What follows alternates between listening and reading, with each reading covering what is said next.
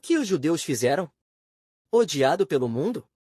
São mais de 1000 respostas e 24 milhões de pessoas consultadas. Israel e a Palestina são conhecidos como as cicatrizes que nunca cicatrizam na Terra. Traçar a história do conflito israelo-palestiniano pode ser resumido simplesmente como o agricultor e a cobra, a catraca chinesa e o lobo. O Médio Oriente anseia pela paz e o povo árabe anseia pela paz, pela prosperidade comum e pela cooperação mutuamente benéfica. A Palestina, uma das protagonistas da história, inicialmente possuía um território rico onde os árabes prosperavam. Neste ponto, alguns podem considerar um pedaço da história como há 1000 anos pode-se dizer que os judeus foram os primeiros habitantes deste lugar. Os judeus chamavam a Palestina de Canaã, a terra de Inxala em suas mentes. No Antigo Testamento, a terra de Inxala era o lugar onde o leite e o mel eram guardados como recompensa de Deus para aqueles que passassem no teste. Os judeus deveriam ter pensado em seus corações, isso nos foi originalmente recompensado pelo Senhor, alguém está morando aqui, então vou recuperá-lo. As manobras dos judeus através do território foram trabalhosas do início ao fim, e no início havia habitantes locais. Em Canaã, um grupo de pessoas atravessou o rio e lamentavelmente processou os habitantes locais. Os cananeus receberam um lugar para morar e, após um período de prosperidade, os hebreus chamaram os cananeus nativos de pecadores, expulsaram-nos e perseguiram-nos. Os hebreus têm os mesmos ancestrais dos hebreus. Após chegarem a Canaã, os hebreus foram deportados para o Egito por outros. Os judeus viviam como peixes fora d'água no Egito, especulando, atropelando civis, roubando remédios egípcios e monopolizando a indústria farmacêutica. Os egípcios, que ainda tinham que transportar diariamente grandes pedras para construir as pirâmides, não conseguiam competir com esse grupo de judeus, que logo se tornou responsável pelo fornecimento de petróleo.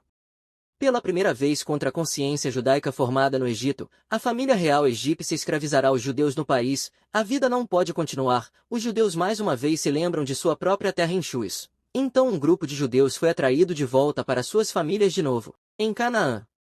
Naquela época, em Canaã havia filisteus, um ramo dos gregos. Os filisteus eram muito inteligentes e podiam usar cavalos de ferro. Também estabeleceram pequenas cidades em Canaã. Seguindo o princípio de agir piedosamente se não puderem ser derrotados, os judeus se reuniram com os filisteus e começaram a gritar diante da perseguição egípcia contra eles: Irmão, eles me ameaçaram, e eu sou doce e inocente. Eu quero ajudar. Os filisteus estavam em sua casa e ele havia preparado um lugar para eles. Após a colonização, os judeus trouxeram as mesmas leis das terras índias e começaram a oprimir os filisteus. Você me trata como um mendigo e eu o trato como uma posteridade perseguida. Nesta época, os judeus aproveitaram ao máximo os conhecimentos médicos que aprenderam no Egito, envenenando e espalhando uma praga que os filisteus nunca tinham visto antes e foram derrotados. A partir daí, por muito tempo, os judeus retornarão claramente ao jogo, desde que se juntem a um poderoso reino físico, passem a não fazer nada para ganhar dinheiro nos negócios, chegando ao cerne da guerra na grande tragédia nacional. Comércio de armas. Uma epidemia em grande escala apareceu no país, se espalhou para a indústria farmacêutica, monopolizou o mercado. Ao voltarem para casa descobriram sua cara feia, o grupo foram obrigados a abrir uma mina-pedra do fugitivo. Até conhecerem Bigode, um apaixonado pintor e palestrante. Nesta altura, toda a Europa era extremamente hostil para com os judeus, com exceção da Alemanha que era um pouco mais amigável. Alguns judeus fugiram e estabeleceram-se na Alemanha, onde continuaram o seu comportamento parasitário. O aumento do sentimento antissemita na Alemanha deveu-se aos suprimentos de guerra do país após a Primeira Guerra Mundial. Os suprimentos eram escassos e os judeus, bons especuladores, aproveitaram a situação e começaram a negociar. Muitos alemães só conseguiam abastecer-se no mercado negro e, nesse caso, cabia aos judeus decidir por quanto vender e não podemos generalizar. Grande parte da antipatia que os judeus despertaram entre o povo alemão tinha a ver com os capitalistas alemães da época e não tinha nada a ver com alguns dos judeus da classe baixa, que não estavam em situação muito melhor. A chave reside no facto de que depois da Primeira Guerra Mundial, quando a Alemanha cedeu as suas terras e pagou reparações e a economia nacional estava em declínio, os capitalistas representados pelos judeus não viram as dificuldades do país que, em vez disso, vê oportunidades de negócios. Um saco substituto foi vendido por 500 mil marcos e as pessoas preferiram jogar fora o leite em vez de distribuí-lo às pessoas comuns. Tudo isso agora está criando uma desculpa para o cara de bigode incitar a opinião pública ao vício dos negócios. O cara do bigode estava fazendo algo radical, o nazismo era impopular e os judeus foram quase exterminados, então tiveram que continuar fugindo, criando a mais famosa onda de refugiados da época. Como resultado das constantes deportações e perseguições, os judeus tiveram a ideia de um Estado, cuja criação exata voltou a ser um problema. Cerca de 10 mil refugiados judeus vieram para o nosso território e negociaram com os ilhéus a compra das províncias orientais como território para estabelecer um Estado.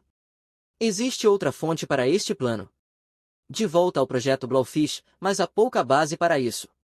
No entanto, alguns vestígios dos judeus permaneceram na província oriental, e alguns deles fugiram para Xangai e rapidamente acumularam riqueza através da agiotagem, bem como de uma variedade de bens.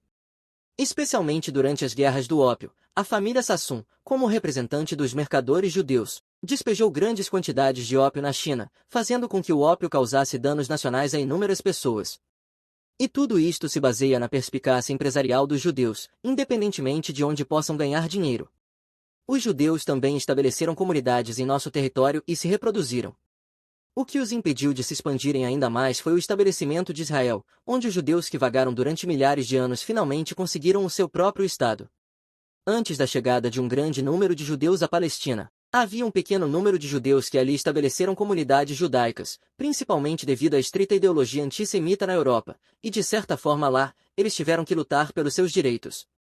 Viveram para escapar, e através dos seus esforços tornaram-se a elite local, e à medida que a Segunda Guerra Mundial se aproximava, estes judeus perceberam que muitos dos seus compatriotas não poderiam mais estar lá e seriam todos mortos, por isso ordenaram que o convite se materializasse. Senão todo mundo virá aqui. Esta é a nossa terra prometida, amigos. Naquela época, a Palestina ainda era uma colônia britânica. Sendo uma colônia britânica, a Grã-Bretanha também estava preocupada com o facto de um grande número de judeus influenciar a sua própria colonização, neste aspecto, para manter uma atitude protestante. No entanto, a União Soviética queria contar com os judeus para penetrar no Médio Oriente, por isso apoiou esta questão. Os Estados Unidos, além de terem os mesmos requisitos da União Soviética, o segundo ponto é que os judeus que fugiram para os Estados Unidos também esperavam que os judeus pudessem ter o seu próprio país em primeiro lugar. Os países árabes podem aceitar isso? Se vierem morar no meu território, podem até construir um país. A guerra no Médio Oriente foi travada nesta base 5 vezes consecutivas. Israel, o rei do Médio Oriente, venceu todas as vezes. À medida que a guerra foi vencida, o território de Israel continuou a expandir-se até ocupar mais de 90% do território palestiniano. Como você pode ver olhando o mapa, os árabes desta parte da Palestina viviam em jaulas de vários tamanhos. Na área de Gaza, Israel construiu um pesado muro de betão com dezenas de quilômetros de comprimento, com edifícios portuários a cada 10 metros, e 300 metros de ambos os lados do muro são áreas de entrada e saída onde os intrusos são detidos. Os árabes que chegavam de fora da área de Gaza eram frequentemente expulsos das suas casas e forçados a abrir caminho aos judeus que chegavam. Supondo que os judeus em Israel realmente tratassem a todos igualmente e estabelecessem a paz, isso não causaria tantos ataques. Aqueles que vivem em Gaza não estão em melhor situação. Moradores aqui, agricultura de Hong Kong, Israel limita o uso da água e os custos da água estão apenas ao alcance de Israel. Há um novo abastecimento. Israel limita a importação de matérias-primas, até mesmo os preços, por outro lado, se aumentarem e o desenvolvimento, basta fechar fábricas. Israel também suprime a educação do outro lado, sufoca o futuro da nação e está condenado a ser escravo de uma tribo bárbara. Quando a Palestina se tornou membro da Unesco, Israel encerrou imediatamente as atividades da Unesco em Israel, entre muitas outras atividades. O bombardeamento de Gaza por Israel é também muito seletivo no que diz respeito às escolas. Não há escolas, não há cultura e o fosso entre as duas facções está a aumentar. Em 2021, Israel bombardeou mais de 30 escolas em Surprise. Atualmente não existem escolas em Gaza para implementar a educação. No final, o conflito palestino-israelense só sofre a população civil. Se houver uma terra limpa para viver, as pessoas vivem em paz e são felizes. Ninguém está disposto a aceitar as devastações da guerra. Quantas pessoas se lembram de quando os judeus foram massacrados na Segunda Guerra Mundial? A turbulência, o racismo. Os judeus compraram para si um momento de glória com as vidas de 6 milhões de seus próprios compatriotas.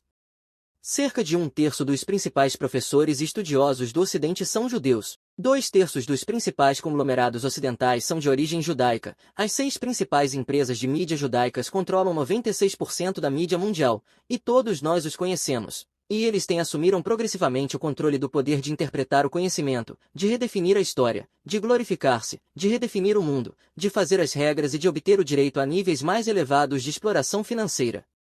O número de mortos dos judeus durante a Segunda Guerra Mundial ainda está fresco na mente de todos. E o número de mortos de todo o povo judeu foi 1/3 do número de mortos do nosso país. Então por que é que todos os países da comunidade internacional simpatizam com os judeus e oferecer-lhes ajuda? Depois que a mídia estiver em suas mãos, você poderá dizer o que quiser. Alguém percebe que o primeiro primeiro-ministro de Israel foi o inventor do terrorismo moderno? É claro que em Israel há mais judeus ortodoxos Haredi, que acreditam que a queda de Israel é o julgamento de Deus, consideram a restauração de Israel uma blasfêmia e se opõem fortemente a ela. Para derrubar Israel, os judeus Haredi jogam grande. No início do estabelecimento do Estado de Israel, para apaziguar os judeus Haredi que controlavam os tribunais rabínicos, foram-lhes concedidos muitos privilégios para manter costumes antigos, o sistema bíblico tradicional, nenhum trabalho, nenhum imposto, nenhum serviço militar e o governo paga as despesas religiosas.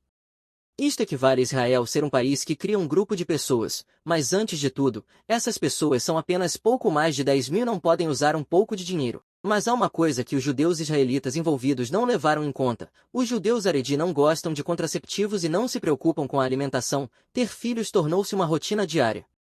Portanto, o número de judeus Haredi pode ter aumentado ainda mais do que os árabes, e agora atingiram 1,2 milhões de pessoas. A população total de Israel é de apenas 9 milhões. Um país fora dos 10% superiores da classe privilegiada é uma coisa extremamente assustadora. Para responder a esta questão, Israel também realizou reformas judiciais este ano, negando aos judeus Haredi o direito a julgamento. Esta questão foi protestada por um grande número de judeus Haredi, que, em manifestações em massa, forçaram o fim da reforma judicial. Se milhares de quilômetros de diques desabarem em formigueiros, não subestime o impacto dos judeus Haredi sobre Israel, é muito provável que Israel acabe por entrar em colapso. Além disso, Israel, que é extremamente dependente da antiga hegemonia militar da América e como nação inteira, embora agitando constantemente a situação no Médio Oriente, reuniu este poder em poucas décadas. Médio Oriente. Por causa do sexo, tiranos no Médio Oriente, Israel está constantemente a expandir o seu território, muitas vezes grandes tapas na cara dos árabes. A convergência da história deste ódio pode garantir que Israel será sempre um inimigo invencível. Como inimigo jurado dos árabes, temo apenas que o dia em que os bons e velhos Estados Unidos de Dal declinarem seja o dia em que Israel será liquidado. Os judeus Haredi estão em guerra com os povos emergentes, são a classe privilegiada do país que não precisa servir no exército. Essas pessoas não gostariam que Israel existisse e muito menos seriam capazes de fazer guerra. Guerra não pode ser guerra. Em busca do lucro, os deslocados pela guerra são as verdadeiras vítimas, sejam os árabes que vivem na Palestina ou a classe baixa de judeus, os mais inocentes de todos.